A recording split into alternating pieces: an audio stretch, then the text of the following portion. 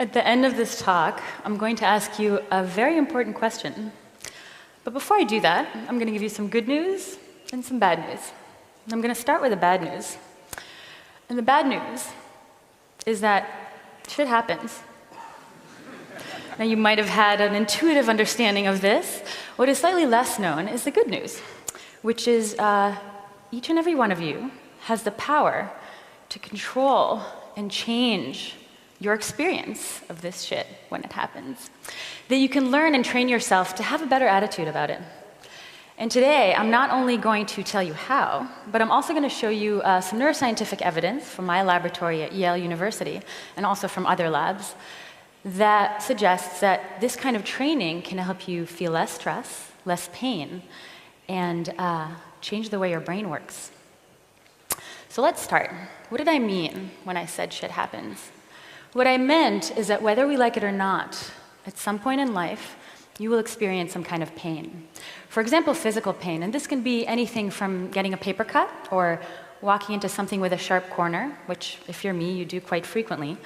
But also major things. Sometimes we get into accidents, we break bones, we need surgery. But it's not only that, there's also emotional pain. And this, again, can start from minor annoyances, like when you're stuck in traffic, when you're late for an important meeting or a flight, or maybe when you spill coffee on yourself right before you have to walk on stage. That didn't actually happen to me, luckily. But of course, there's also more serious forms, like when someone we love leaves us or passes away.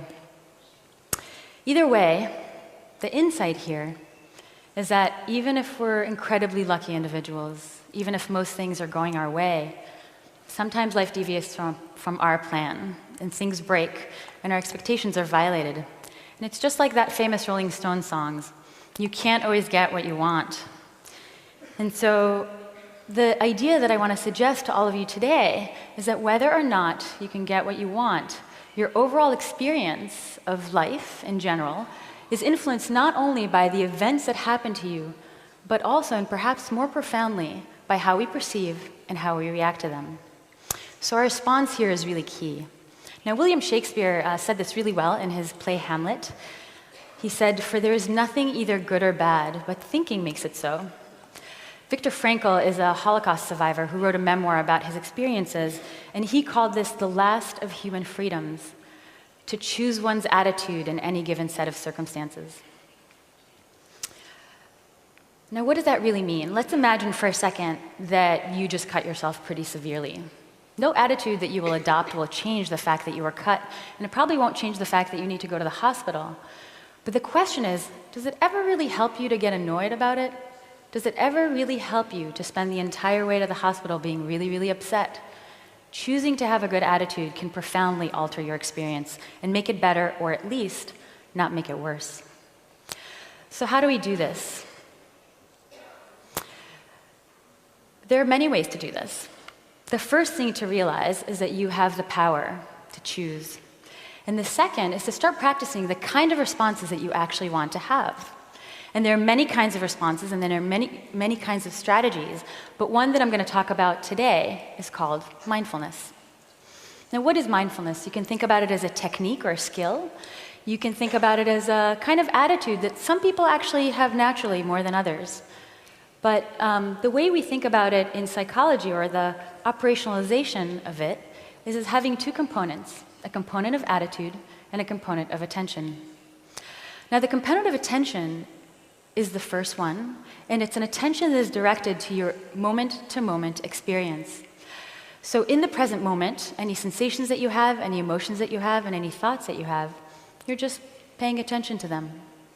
But you're paying attention to them with a particular kind of attitude, and that is an attitude that is open, that is curious, and that has an element of acceptance.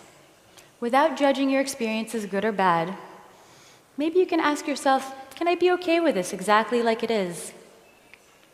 Now, mindfulness as a concept comes from a long history in Buddhist philosophy, where it's part of a much larger set of practices that all have a similar aim of reducing suffering and increasing enduring happiness. And where mindfulness is cultivated, the state of mindfulness is cultivated through the practice of mindfulness meditation. Now, as some of you might know, mindfulness meditation can be practiced in different ways, and I don't have time to give you a full demonstration, but I do want to give you a little taste. And for that, I'm going to ask you to trust me for a moment and close your eyes. And as you close your eyes, I want you to direct your attention to the physical sensation of your breath as it comes in and out of your nostrils. And just notice how it moves spontaneously, and don't try to change it in any way. Just pay attention to it.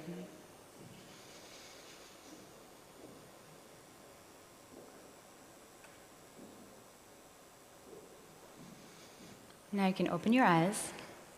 And I know we only did this for a few seconds, but if you did this for longer, what you'd probably notice is that as you try to meditate and as you try to notice your breath, whether you like it or not, your mind will wander. Now, your mind will wander uncontrollably because it's what minds do, they wander. And what you'll notice is that it will wander to some familiar places. Sometimes memories will come up of things that you did earlier, or maybe things that you wish you had done. Many of us start planning. I know that I always have a running to-do list in my head. People often find themselves judging the fact that their mind has wandered and judging their own experience. Maybe you even get distracted to the emails that you want to send later.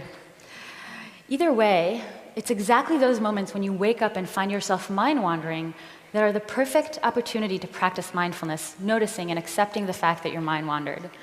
And it's exactly the place where you can practice and develop the skill of mindfulness so that you can later transfer it and apply it to everyday events, which are uncontrollable and sometimes unpleasant. And before I move on, I want to make a little disclaimer.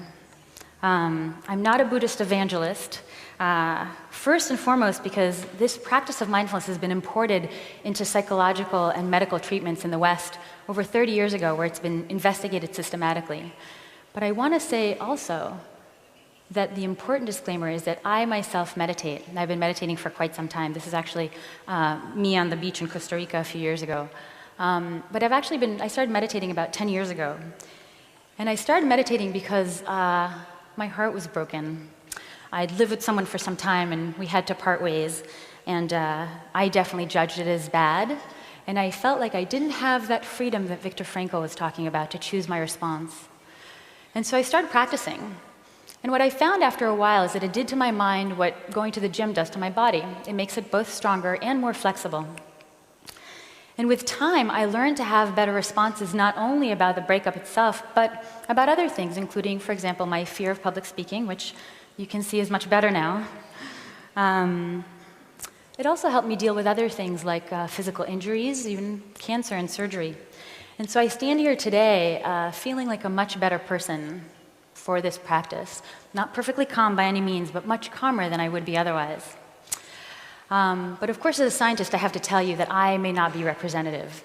I'm what we call an N of one, just one of me.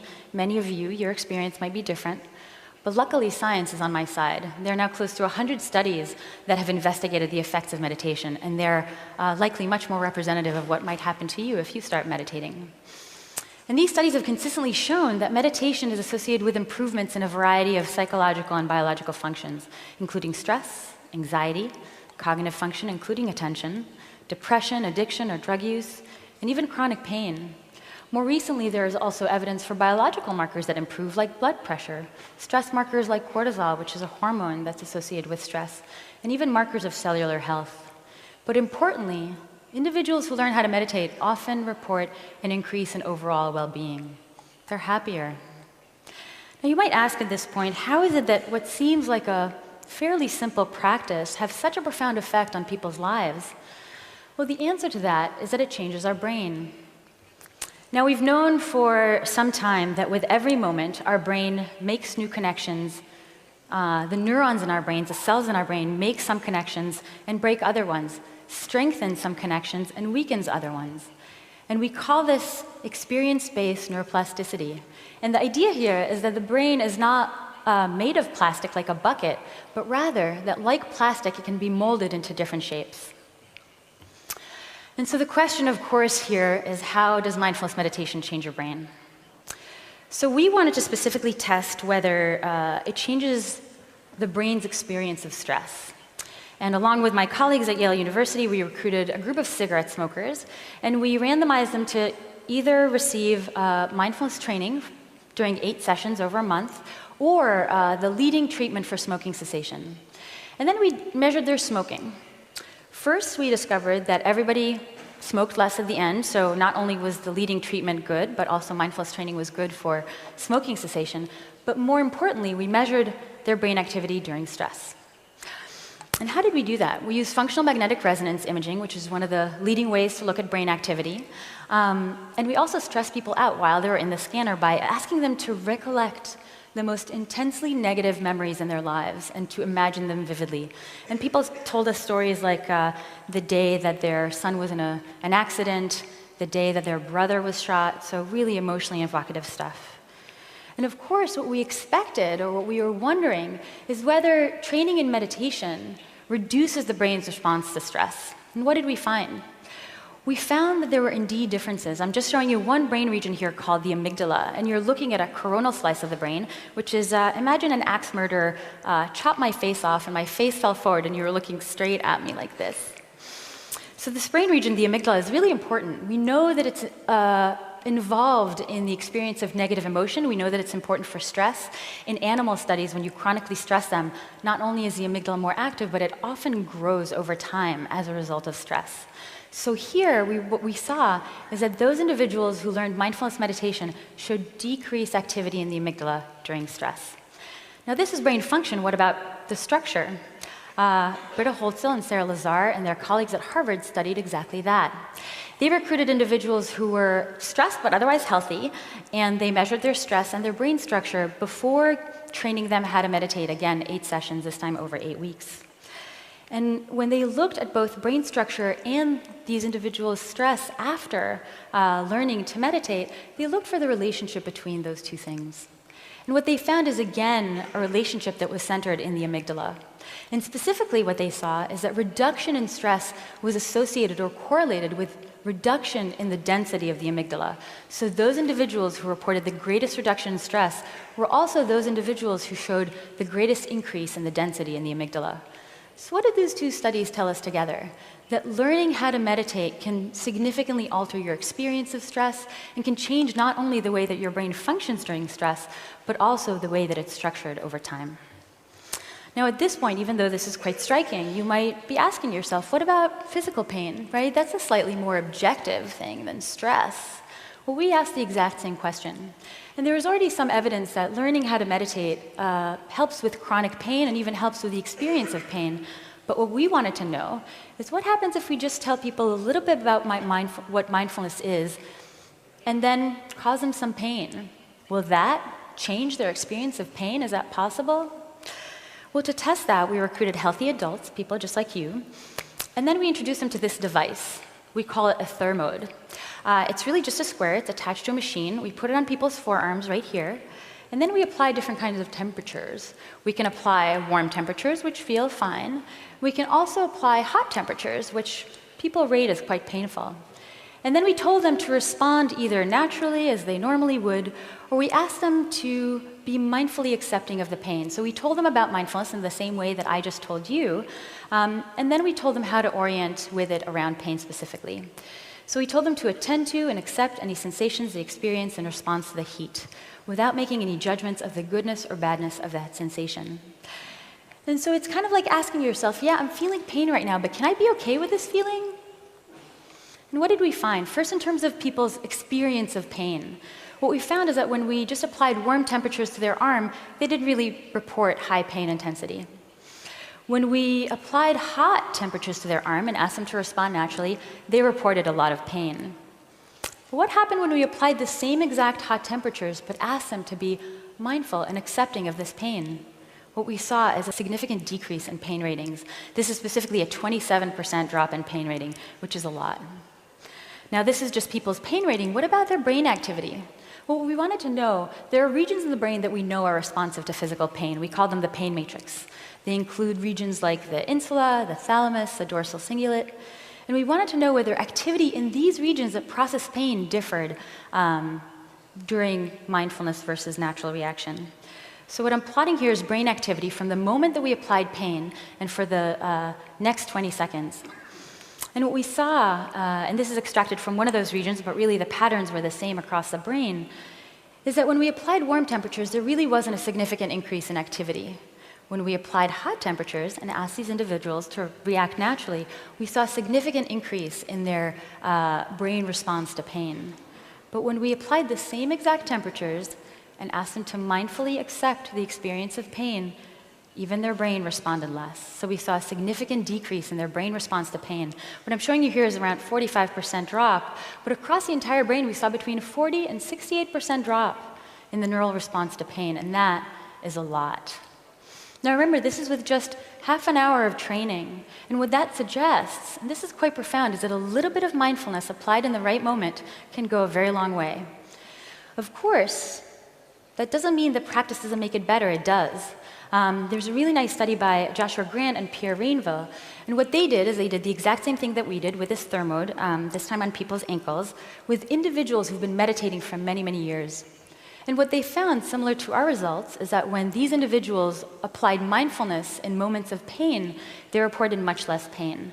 But when they looked at how many hours these individuals have practiced throughout their lives and looked at the relationship between that and the drops in pain, they found a positive relationship or a positive correlation. So what that suggests is that the more people practiced over time, the greatest the drop in their pain rating. So what does all of this mean? So life will present you with many challenges, and I hope that you will carry from this talk today that you have the power to choose your response, or at least to practice getting better at it over time. Mindfulness is only one kind of orientation, but it's one that, as I've shown you, will have a good chance of reducing your stress and reducing your pain and even changing your brain response. And of course, I'm not trying to suggest that mindfulness will cure everything. It won't. And it's not for everybody. And I can also tell you from experience that the practice of mindfulness meditation is quite difficult. But I wanted to tell you about this today because I wanted you to have a chance to try it out for yourself. Because even if this practice will help you just a little bit, right? And here's my question that I promised you at the end of this talk. The next time that something challenging happens to you, why not try it? Thank you very much.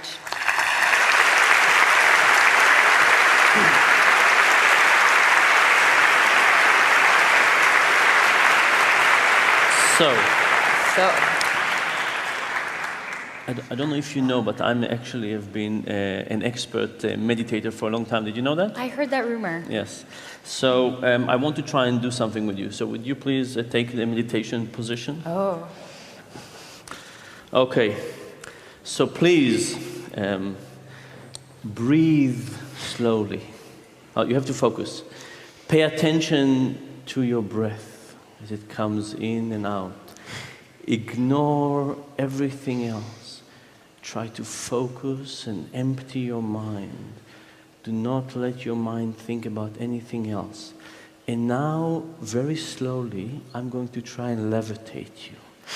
Ready? Go.